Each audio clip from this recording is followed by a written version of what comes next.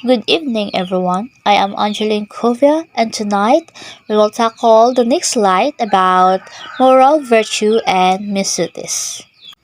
So, according to Aristotle, developing a practical wisdom involves learning from experience. Knowledge is not inherent to a person. Knowing the right thing to do when one is confronted by a choice is not easy. One needs to develop this knowledge by exercising the faculty of practical reason in her daily life. In attaining practical wisdom, she may initially make mistakes on how reason is applied to a particular moral choice or action.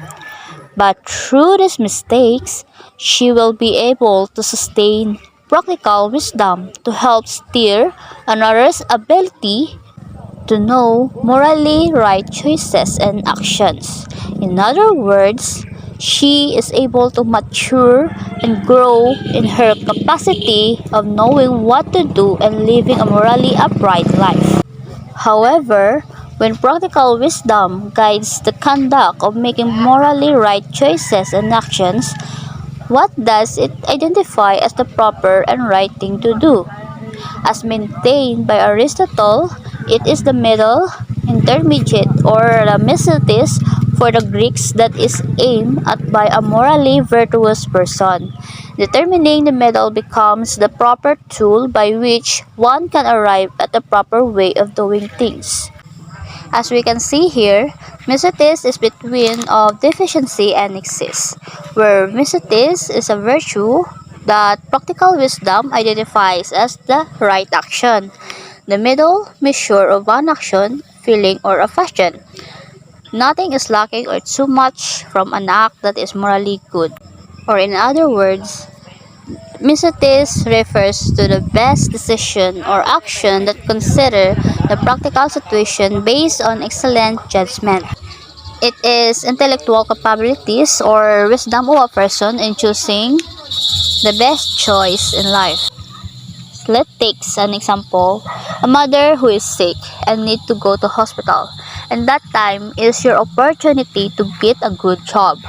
So, Mesotes takes place here on what that person would the best choice in life. It's either he will go to choose his mother or he choose his opportunity to get a good job. Therefore, practical wisdom involves learning from our experiences. We have a better solution to our problem by our experience. Next is a morally virtuous person. It is concerned with achieving her appropriate action in a manner that is either excessive or deficient. It targets the Mesotes, the rightness or wrongness of feelings, passions, and abilities lies in the degree of their application in a given situation, not in the person itself. A morally virtuous person targets the Mesotes, as what I said earlier.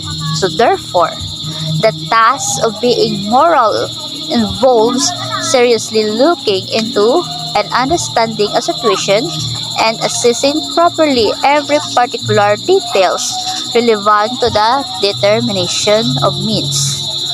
Mesotes determine whether the act applied is not excessive or deficient. Aristotle's discussion ultimately leads to defining what exactly moral virtue is. A state of character concerned with choice, lying in a mean, that is, the mean relative to us, this being determined by a rational principle, and by that principle by which the man of practical wisdom would determine it. Moral virtue is the condition arrived at by a person who has a character identified out of her habitual exercise of particular actions.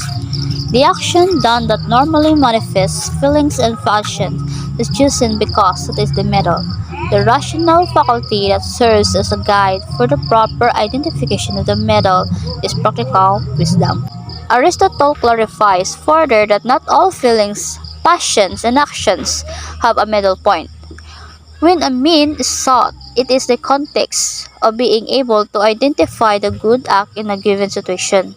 However, when what is involved is seen as bad feeling, passion, or action, the middle is non-existent because there is no good or mesotes in something that is already considered a bad act. According to Aristotle, there is no good or the mesotes in something that is already considered a bad act. Therefore, moral virtue is a good attitude or behavior being practiced in having interaction with others. Here is the virtues and their vices. Being superfluous with regard to manifesting of virtue is no longer an ethical act because one has gone beyond the middle. Therefore, one can always be excessive in her action, but an act that is virtuous cannot go beyond the middle. And that's all for my part. Thank you.